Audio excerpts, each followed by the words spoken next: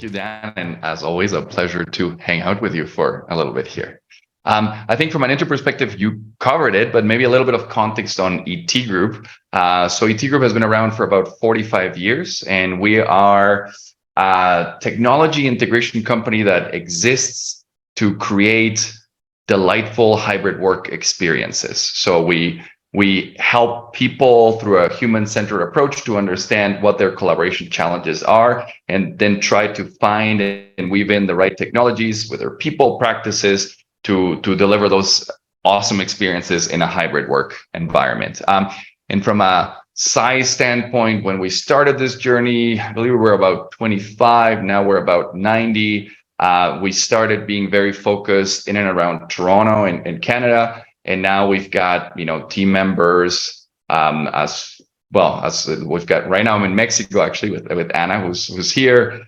Stefan is in Austria. We've got folks in Asia as well, and in London. So now we've really started to become a lot more global, and definitely throughout Canada. So just for context there. Oh, and sorry, the other context I think is relevant is we're an organization that's interesting from it's not like all knowledge workers. We also have folks that like build stuff on site. So like applying these new ways of working to those types of contexts has also been an interesting challenge, because it's not the usual, hey, everyone's kind of the same. No, we're quite different in the roles we energize at ET Group.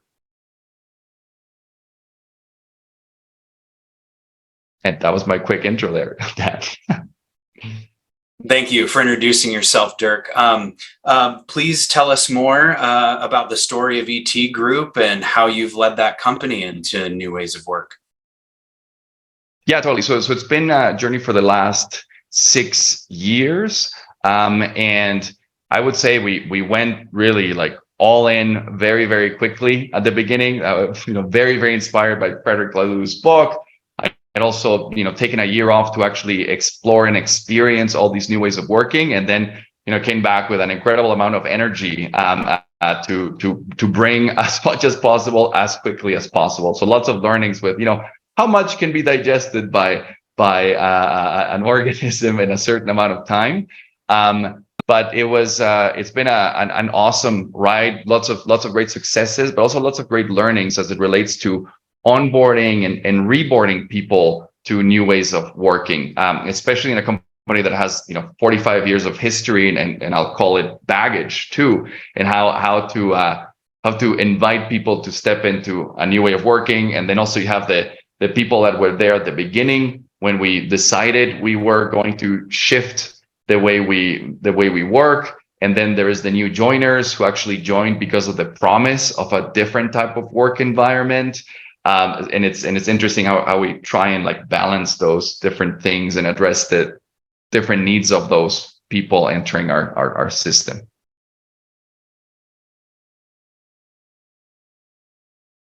And Dirk, please walk us through the beginning. You made a really important distinction about onboarding versus reboarding, and your initial approach in getting this organization that's been around for a very long time with its own baggage. Please walk us through some of the insights and challenges and distinctions that are really important for individuals and companies to make when they're approaching new ways to work. Well, yeah, when we started on this journey, well, first we had an event that really allowed us to step into this wholeheartedly, and that's that we literally were 48 hours from going broke, and we had to make some like serious decisions and kind of like rescue the company in a way. But by doing that, it opened up this space to really reconsider how we were organizing and leading. And that was, I think, a magical moment and a gift to be able to hit a reset in a way, and people being like, well, you know what, might as well try this new way of working, because clearly the more traditional that we had wasn't working as well as we thought it was. So that was, I think, an important thing. I think not every organization has that gift of that like burning platform piece, but that definitely helped. And then also because of the size that we had, we were only like, again, around 25 people. I had met a lot of really, really cool facilitators and coaches out there. So what I did was like, okay, let's invite them all and let's actually learn from the wisdom from these different people. So we did a whole bunch of workshops around experiential workshops around self-management and feedback and all this stuff. And also this team had gone through a pretty challenging moment of a few months together. So it was also a fair bit of like psychological safety with that team already. So it was kind of like that was the beginning. But then and a lot of things happened. We prototyped a lot. We tried to make sense of things together and started playing with these practices together and iterating our ways of working and also capturing the things that worked in our handbook. So that I would say was all good with the challenges you would expect. What happened next is interesting. So as we started succeeding in our work and our purpose, and we started attracting more and more people, we're like, we can't bring everyone together to do these workshops, and I don't have time to spend so much time with every single person around these new ways of working. So how do we scale onboarding? And there we partnered with great company called Base Associates with Brent, and said, okay, well, how do we tackle this onboarding thing? And I would say we went at it in a fairly traditional route. So we had our standard onboarding stuff, like how to energize your particular role that you're being invited to fill, and then kind of like layered on a new ways of working onboarding thing on top of it. So we kind of like stacked it, and that kind of makes sense in theory, but when you actually do it, it's like it's too much. It's very overwhelming for someone to learn about the role that they're energizing, as well as, okay, now I'm expected to give radically candid feedback. What is that? And I've never done that. Like, how do I get used to doing that? Or like, oh, here I'm like invited or expected to make decisions in my role. I've never had to do those types of decisions in a previous thing. So I would say it was one of the big learnings. It was way too much, way too soon. And also another piece was that we've learned is, for example, radical candor, which we now call caring candor at ET Group. It's like that takes a lot of psychological safety. And when we had that first group of people that had gone through this challenging experience together, you have the psychological safety for those people to start playing with giving each other radically candid feedback. By the way, I'm assuming most here know that the practices. I'm not going to explain the practices, more around the what happens in reality when you try to adopt them. And yeah, that was the major gap that we said, okay, well, people when we were like 60 people, okay, there were some people that were good at providing radically candid feedback and others that just weren't doing it or weren't daring to do it, right? And we have that now. So we're like, okay, wait a second. Why is that? The training we have around it is pretty good. I think people understand what the theory is around it. Why are we not using it? And then we realized, oh, wait a second. We forgot that critical piece of, building authentic relationships and for people to be able to like see one another and then go into providing radically candid feedback. So for now we have this module that happens on an ongoing basis related to building authentic connections. And we actually weave that into a lot of our meetings. There's always a point where we just connect to get to know each other, get to know our talents, our dreams, and we can gel so we can actually leverage our ways of working, if that makes sense. Those were some insights. There's a bunch more there, Dan, but yeah. Yeah, I can tell by even some of the facial expressions in the group, there's hunger for more.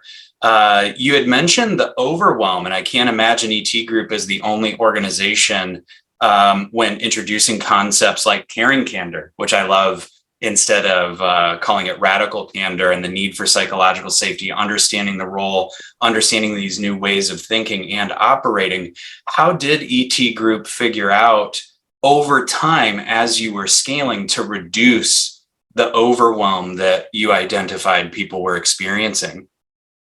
Yeah, and candidly, this is what we're tackling right now. So many of the issues that I've mentioned exist right now within our system, right? So we've got like multiple realities coexisting at ET Group. There's people that are very comfortable with our ways of working. Then there's some that are very excited about them, but they're not, daring to go into them. And there is some that just plainly are like, as long as this doesn't touch me, it's all good. That's the reality, the real reality we're facing at ET Group, right? So, how are we dealing with it? What I think it's approaching it in a, just recognizing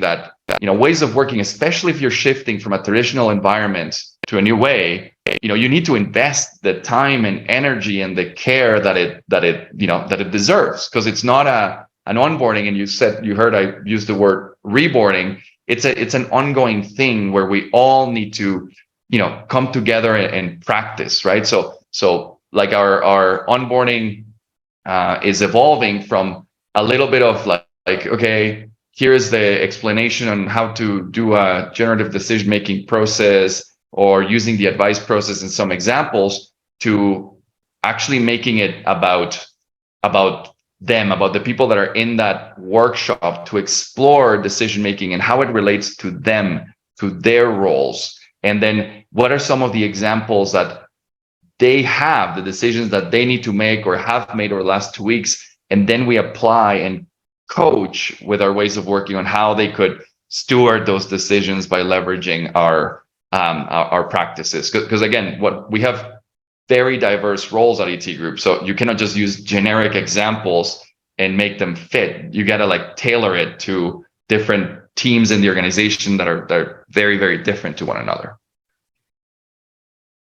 And with such an emphasis on practice and psychological safety, I would have to imagine that there's lots of fears and discomforts and anxieties that came about. How did you as a leader, and how did ET Group as a company find their way to addressing and ameliorating those fears and anxieties, lessening them over time on the path of creating psychological safety?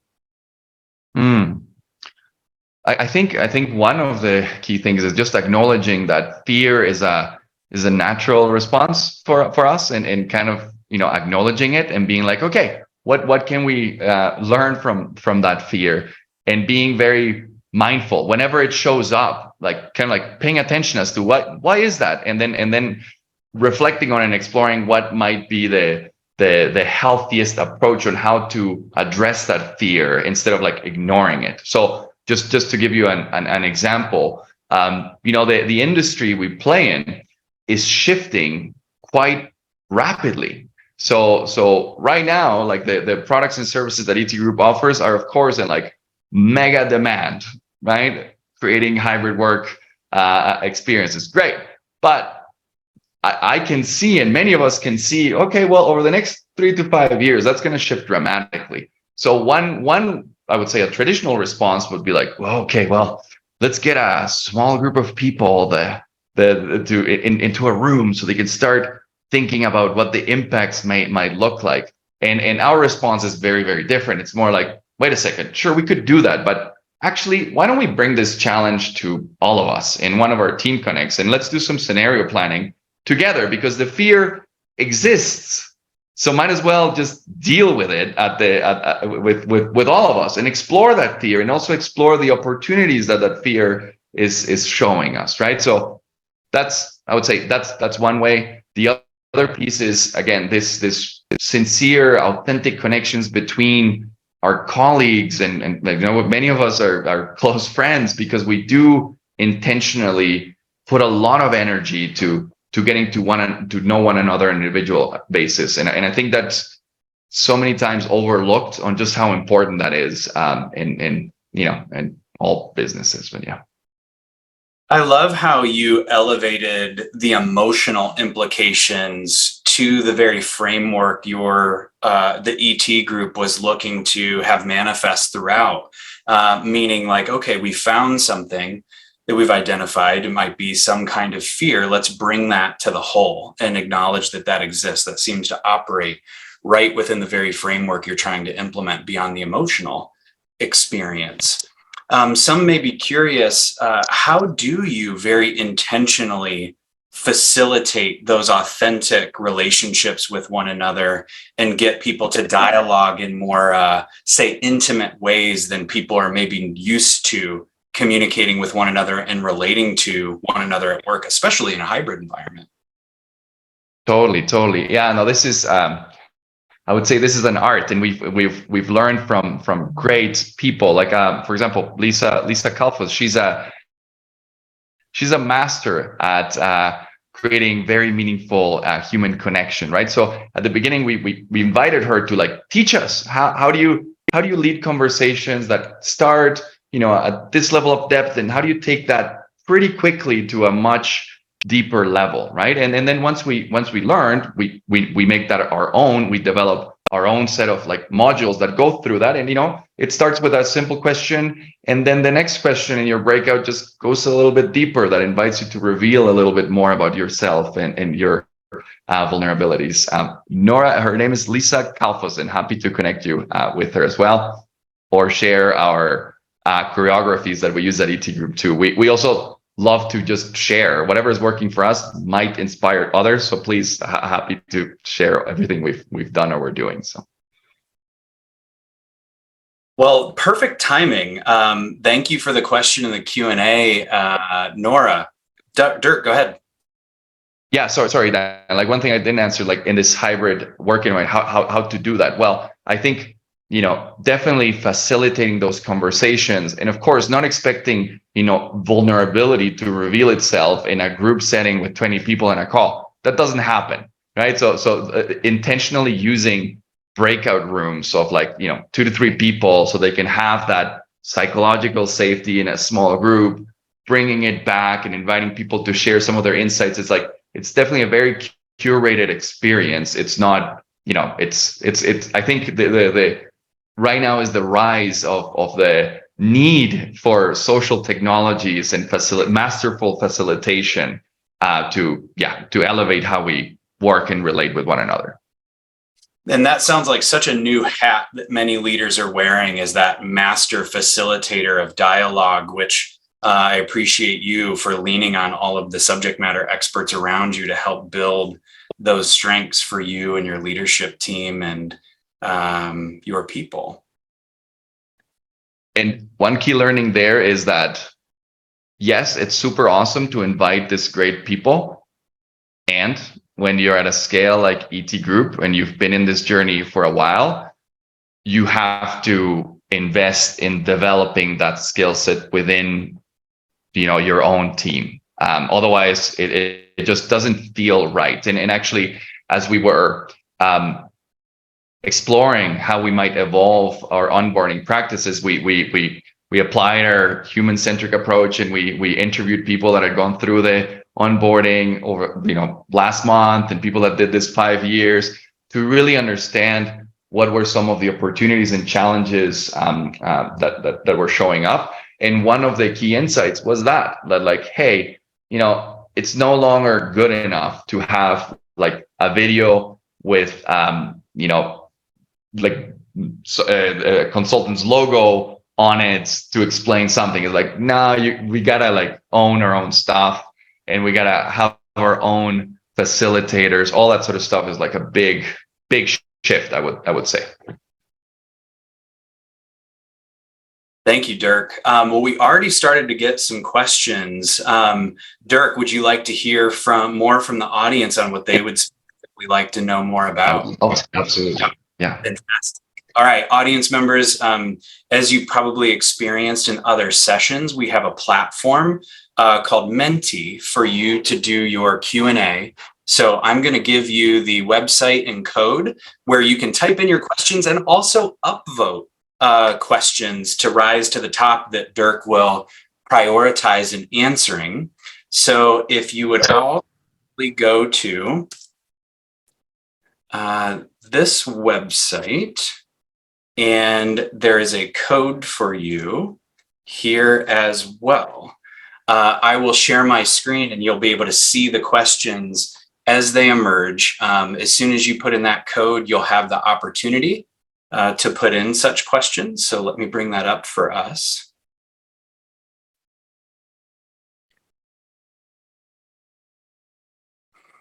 Hopefully everyone can see this okay. Someone give me a thumbs up. Great. And there's a question that I want to bring up, Dan, if that's okay. Like, what in terms of like how we're evolving or onboarding, what are some of the like innovative things that we're looking at doing from an onboarding perspective? If you could capture that, or if people want to hear a little bit more of that, I'd be happy to share. Yeah. Oh, and forgive me, everyone. There is a different code and link as the information was changing here behind the scenes. Let me repaste that in the chat. Forgive me, everyone. So there is the link. And then as you can see, the code is here. So apologize if that's going to the wrong place.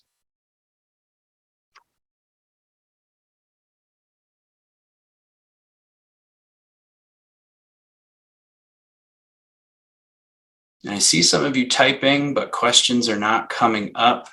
There was a little known glitch earlier. So if we're not getting anything, okay, let's go old school.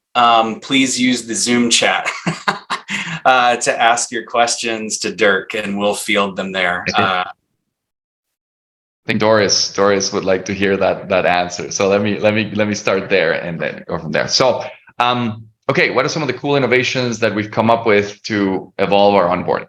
Well, the first one is it's not an innovation, but it's definitely doubling down on experiential learning. So for example, in our modules for decision making and feedback is putting a little bit of theory and a crazy amount of practice, and not just practice that applies to everyone. It's more practice that applies to them. So definitely enrolling people as to why is decision making even important, but then also crowdsourcing some of the decisions that they're thinking of doing or that they've done, and then providing coaching on, okay, here's how you might want to tackle a decision like this using our decision making practices like the advice process or general decision making. Same thing for feedback, very, very experiential. But the cool innovation as well is to have these coaching sessions on a regular basis. So we're thinking of two coaching sessions. One, decision making is a very, very important thing. I would argue for any company to speed up decision making or to get good at making healthy decisions. So having a coaching section on a regular basis that's just focused on decision making and leveraging our different decision making tools to do that. And the way it would work is someone brings the decision that they're trying to make. They get coaching from one of our ETG Way coaches, and others are able to like observe and also bring in their answers or questions to the conversation. And then everyone kind of learns from that experience. And then also another coaching session that's more open to not just decision making. It could be around, self-management and understanding that better, or understanding how to, create new roles or create new circles or destroy a circle, and what's required to do that. So creating the like really good structured building blocks, and also creating that space for things that are hot to be able to like be named, and we can work on those things, but also like recording and capturing so we can share those learnings with others, and then we can all learn. That's one. The other one is making sure that the content in our sessions matches the content that we have in our handbook. So one thing that we identified is like, oh, there was a lot of energy for a handbook at the beginning, but then we didn't create a role to curate some of that content. So there was like some discrepancies between what we're teaching in a workshop and what's in the handbook. So it's kind of like just aligning that being super important. And also doing not just all synchronous learning, how to weave in asynchronous and synchronous in a way that feels healthy, right?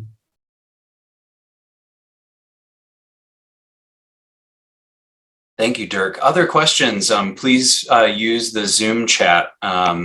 We were having a little trouble with Menti.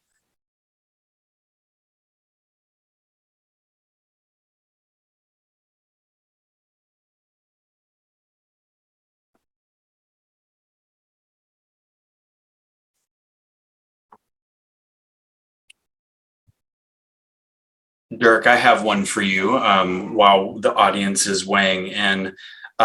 Please say a little more about what was required to resolve some of those discrepancies as they came up.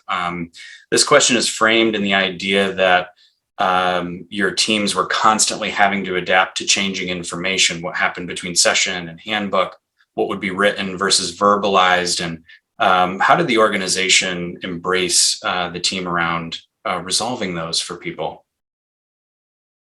Yeah, I think all those things are just a natural occurrence, and so I think it's important to keep a pulse on those things, like what wants to be discussed, or what wants to be evolved, and we do that in different ways at ET Group. So we've got a very simple monthly pulse check that kind of like asked people a set of questions, and we're able to like very quickly crowdsource, things that we want to celebrate, things that are going well, but also what are some things people are struggling with. And that allows us to like, identify, there's an opportunity there on where we can do something better. Like, just to give you an example, one of the things that showed up and why we started this like big evolution of onboarding was like the awareness of like, hey folks, at ET Group, we've got a role called the lead link role, and people that are energizing that role naturally have a fair bit of influence in teams. And one of the realizations is like, hey, some of the folks energizing lead link roles really understand the ETG way and follow it, and others don't. So that's an important insight, right? So we're like, okay, maybe we need to like double down on providing training for those folks. But not just that, let's go a step further and craft an accountability for, if you're going to be energizing a lead link role at ET Group, you also need to champion the ETG way. And that's an expectation. It's not an opt-in and opt-out. It's like, especially if you're energizing that role, there's an expectation that you're going to be championing that way of working, right? So those are the like things that start coming up. And I think it's important to have these like sensing processes to be able to evolve over time. Thank you, Dirk. We have a wonderful follow-up question to that. Excel asked, how do you keep people's motivation in a constant changing environment? I feel it's super inspiring, but also know that the changing environment might not be in the comfort zone for everyone.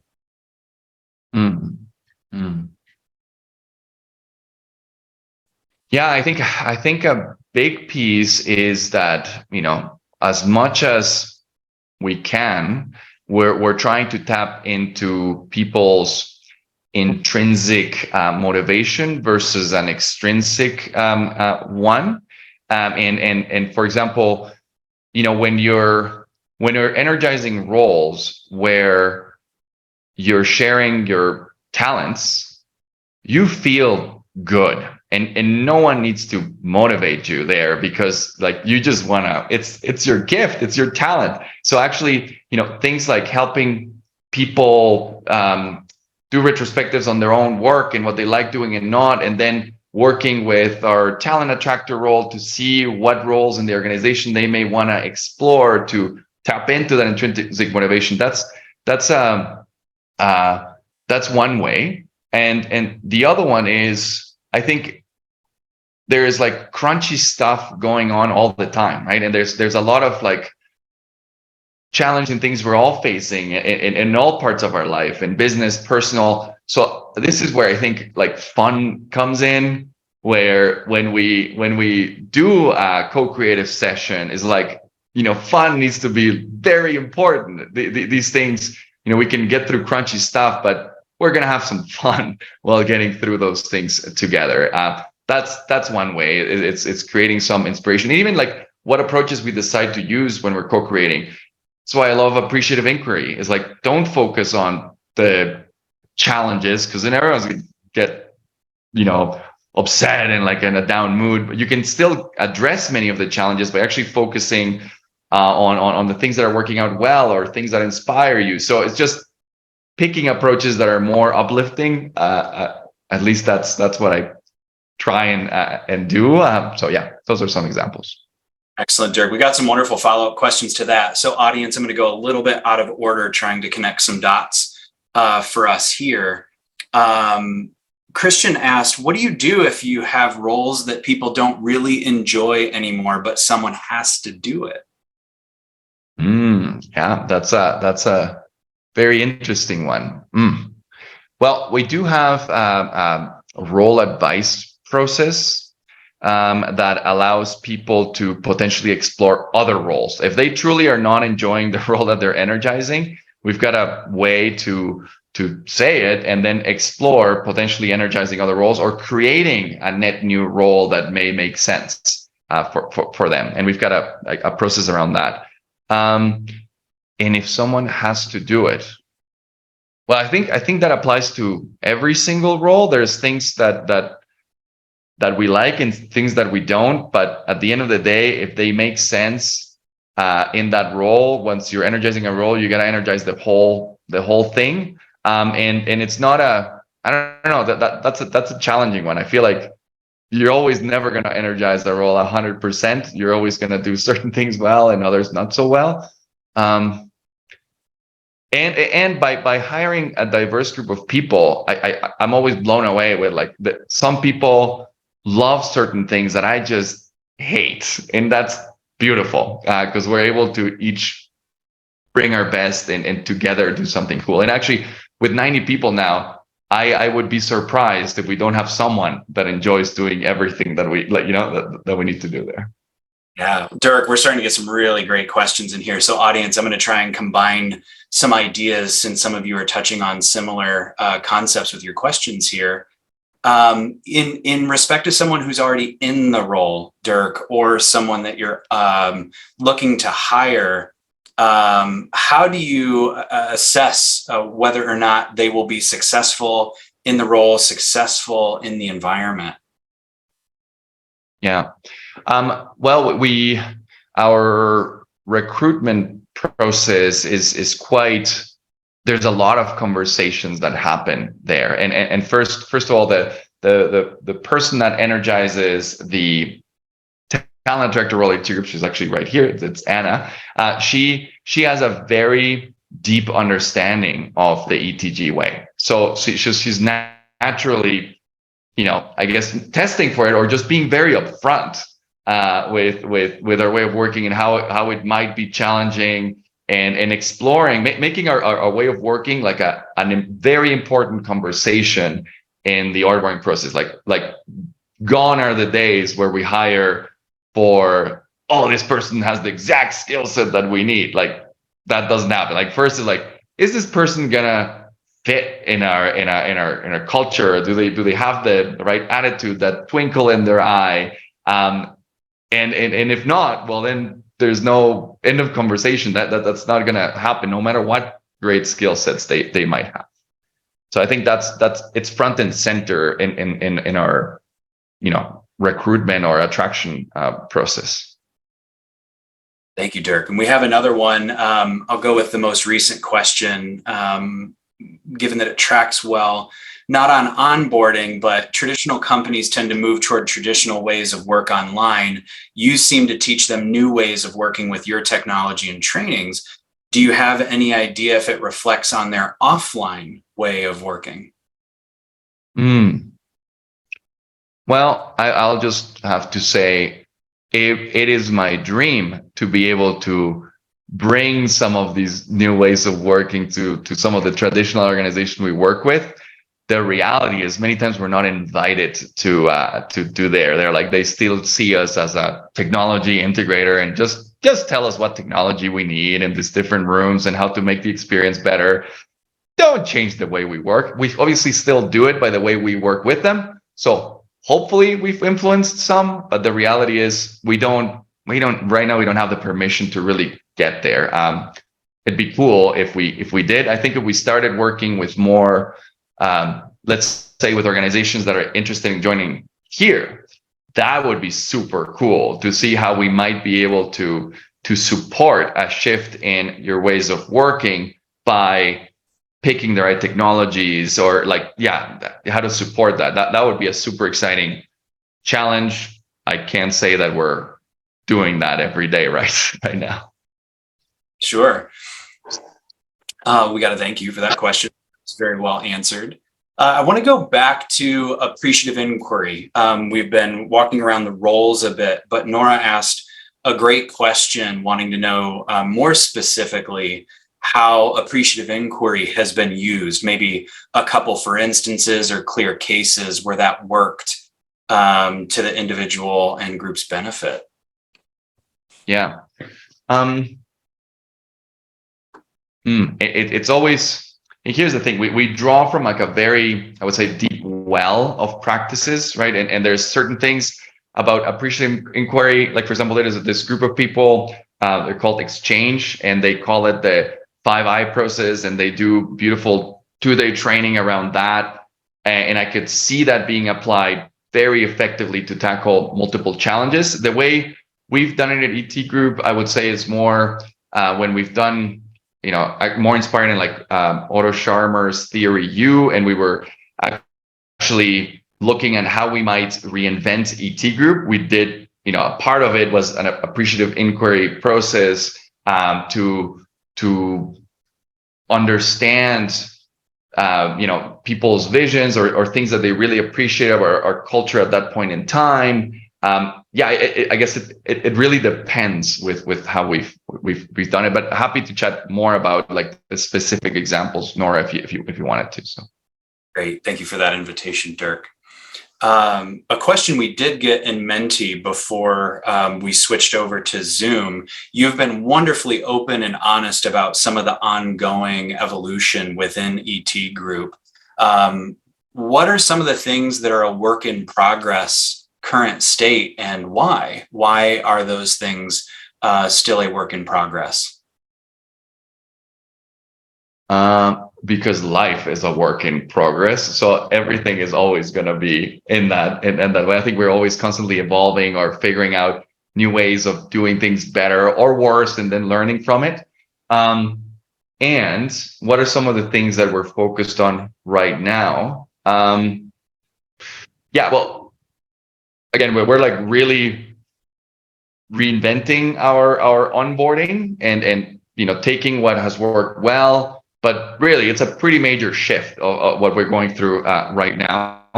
And I mentioned some of the things. So one, having a bunch of these modules or building blocks that clearly build on one another, and there's a thread.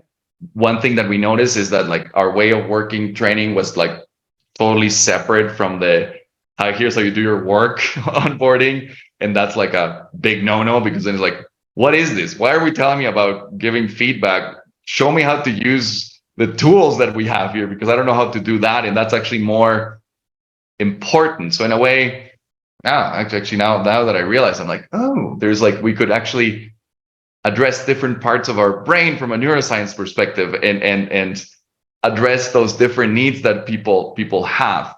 I don't know. So this modular approach, great. Our handbook too. It's right now we use Gitbook to capture practices, and it's just not good enough for like presenting our, we've developed this tree that captures multiple of our practices to like help people guide when do you go where. That needs to be a lot more dynamic in Gitbook. We don't know how to make it like that. So we're looking at potentially leveraging a different platform, or one of the things that happened at the beginning, we're just like, hey, there's this training, show up if you're interested. And now it's like, wait a second, this is not an opt-in or opt-out. We've chosen to work differently. So we kind of all need to be trained on this. So like, how do we keep a little bit of track on who's attended which sessions to remind them that they want to do this next one, or things of that nature? So like, in a way, like a learning management system of sorts. That's one. Other things are, well, the other one with, hey, in ET group, it's not a flat organization where everyone is equal or something like that. It's like, no, there's very much a hierarchy, but it's a more natural hierarchy that exists. So just explaining that, so that there's been a lot of misconceptions around self-management, at least within our system. So putting some energy and time of like what self-management is and isn't, that's been big. I like, because I many times think, oh well, it's super clear for me, but that doesn't mean that it's clear for others, right? So Let's stay with that one for a little longer, Dirk. In case there are members of the audience who are deploying this in their organizations for the first time, they're starting to move toward teal. What are some of the misconceptions that were important for ET Group to notice, and how did you go about addressing those?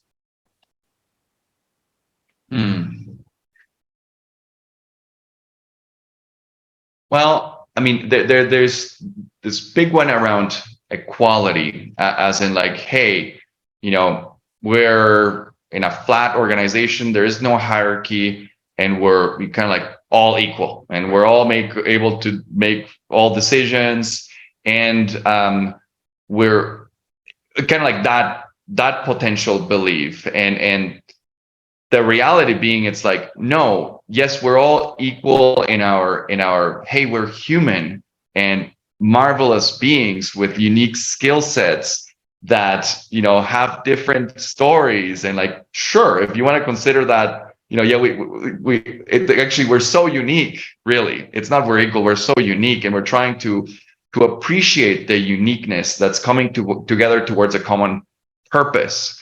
And how we organize around that purpose is where the self-management portion comes in. So it's kind of like, it's those nuances, or like there's a misconception where like, well, I heard this recently where someone's like, there's administrative tasks that need to happen. And sometimes it's like, well, that person can do that, so why don't they just do it? I don't need to do it for them, even though it's like part of their role to do it for them. It's like, wait a second, that's not what self-management is about. If you're energizing that role, your accountability might be scheduling something for other people because it's actually more efficient. And anyway, so there's like these misconceptions that I think are part of self-management. There's a lot more, and that's why we have like a whole like two modules on self-management. One like pretty basic, and then a deep dive that go into a bunch of these different things, and also making it very like real for people in their particular context. Thank you, Dirk. We have a comment that I'll just say to you and see if you've got a reaction to it. The comment was, hierarchy of competences and expertise is still a thing, even in teal, and flat hierarchy for the commenter XL. Any thoughts or reactions to that? Yeah, totally. And I call this it's a beautiful thing where when you work in an organization where you can lead and follow where it makes sense, right?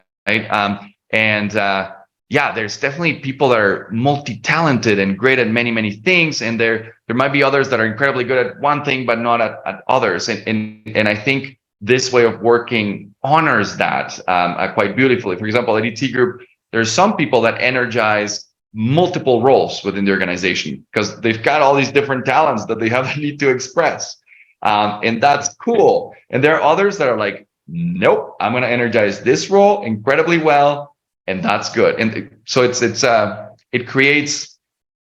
allows for that expression of talents and diversity, which I just love. Outstanding. A question from A. Price. How did you engage with those people in your organization who really are resistant to self-organization and who have the ability to influence others in questioning the process? Yeah, I mean, this is such a great question and incredible challenge. So I'll just say, here's some of the things that we've attempted.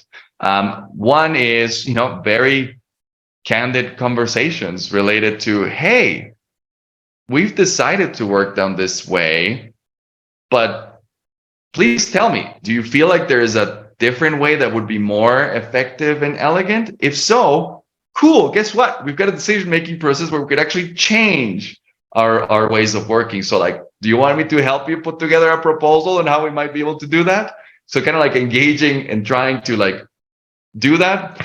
That one hasn't worked so well, candidly, but I keep trying to do that one. Another one is just a very honest conversation. Is like, if you really don't enjoy working here, that's okay. We can help you find a role somewhere else where maybe you don't need to show up in the way you're being invited to show up here. Or and I think that's challenging, but at one point it comes down to that. Now, I think many times we want to skip to that really, really quickly and not pay attention, because many times some of the challenges that are being raised, there's a good reason why that person is not fully on board. So before moving to the, well, if you don't like it, get out of here, really understand where they're coming from and see what the real deal is before jumping to conclusions. Dirk, in your response, you demonstrated just, you could call it emotional intelligence, you could call it self-awareness, you could call it consciousness, and how you respond to a person who may be of influence, who could question the organization or be resistant in some way. I would love for you to speak on that responsibility of emotional intelligence or self-awareness or consciousness in being able to have these responses in a team. Yeah, I think that's thanks for catching that, Dan, because I think that's even as a leader or someone that really had a lot of energy to bring this into existence, the journey doesn't end for each of us, right? And I would say, my reaction 6 years ago to compare to my reaction then, like 6 years ago, I would get like really frustrated. I was like, really, folks, really? Like, we could do this very differently. And now, like the ego shows up. It's like, okay, we went from an ownership structure where 3 people own all the shares.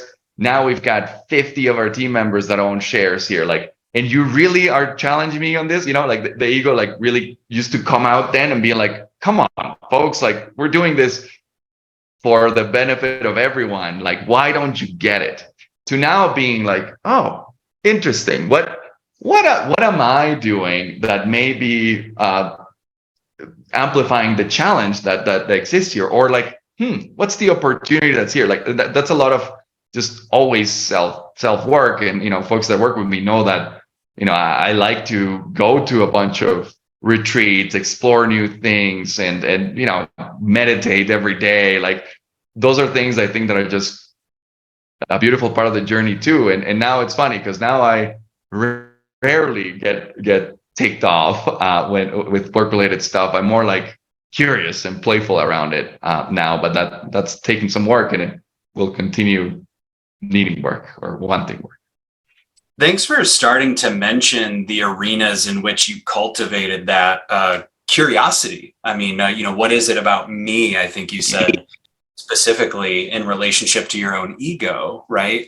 If there are people in the audience that are working on this themselves, where they're trying to be more curious in these moments and overcome their initial reactions to things, what advice or wisdom would you have for them in their exploration of themselves? Well,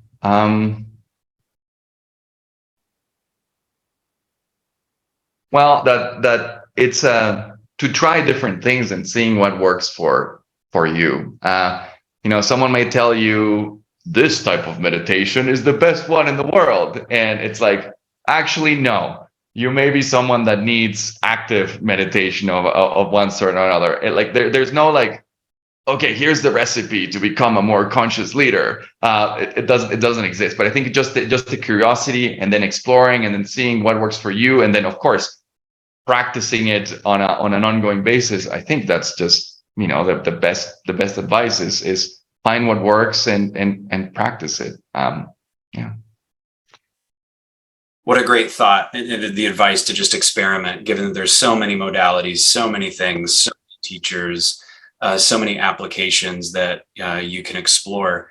Now that we're getting close to our time, I'm not seeing new questions from the audience. I'm interested if there's anything the audience didn't ask that you would really like to make sure that they're thinking about, that they're mulling over, or that they know as we're approaching our time together.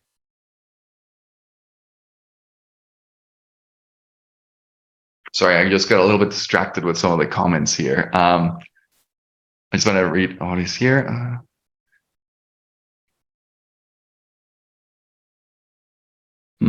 Curious to explore that more, Audie. That's a great insight, and I don't have a response to that, but I'd love to chat further about it. Anything that hasn't been asked? Well, I mean, that'd be a great question for the audience. Is there a question? Is there something that hasn't been said that wants to be said, or maybe a question that may seem challenging, and you want to be kind to me, but don't be kind. Please ask the challenging question. Just an invitation there for folks to maybe mull it over. Is there something else that you'd like to explore?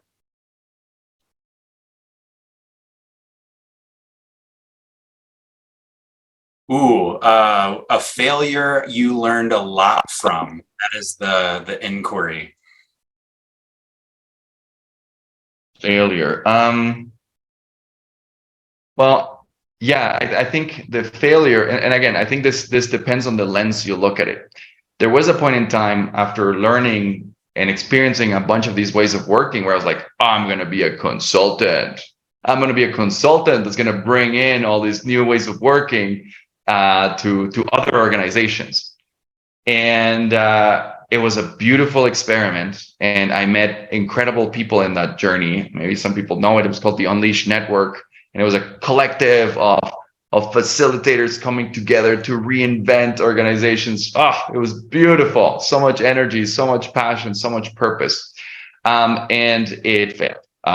It failed from a financial standpoint. It succeeded in creating a wonderful network of connections and all of that. So I don't see it as a real failure. I see it as a big learning opportunity. But the big learning too was, hey, don't start providing advice if you haven't lived through it yourself. Like, you want to do this work? You got to do this work every single day. You got to practice it within your organization. You got to, that's a big one. And now when someone invites me to provide advice, I try and ground it on my own experience, not on some theoretical framework. Those are helpful, but experience really is important. Ooh, excellent. And then it looks like we have time for one more. We have a very interesting question from Odie. What is it you truly serve? Interesting question.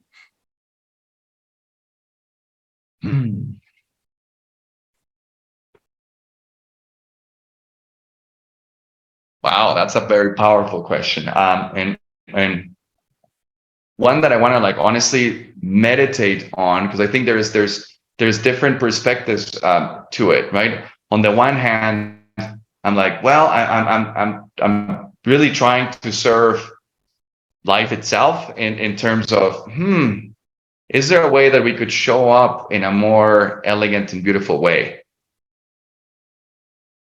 Yeah, how might we create a more beautiful work together? Those are sorry. No, please continue your thought. Yeah, no, those are at the end of the day, it's like, it's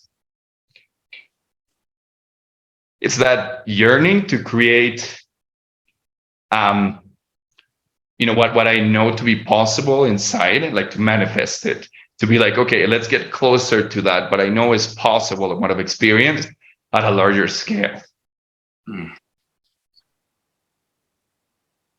Dirk, I'm sure there are so many takeaways from the audience today, and I'm so glad this thought-provoking question was asked at the end, so that you could leave us all with such an inspiration, demonstrating how motivated and passionate you are to be considerate, thoughtful, and intentional about how you show up in the world at large, not just within the ecosystem of ET Group. And on behalf of Teal around the world, on behalf of the audience, and on behalf of me, thank you so much for bringing your whole heart to this session today.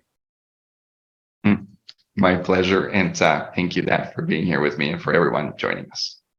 Thank you so much. So everyone, the conversation does not need to end here, as you probably know. The spatial chat, which I will provide you a link for, will be open for the next 30 minutes. We welcome you to join the fire pit, is what it's called, the virtual fire pit. So I'll provide you that link. Please feel free to join. We can casually interact with each other and ask more conversations. And one last time, audience, thank you so much. Dirk, thank you so immensely for bringing your heart to this session today. And I wish you a wonderful rest of Teal around the world.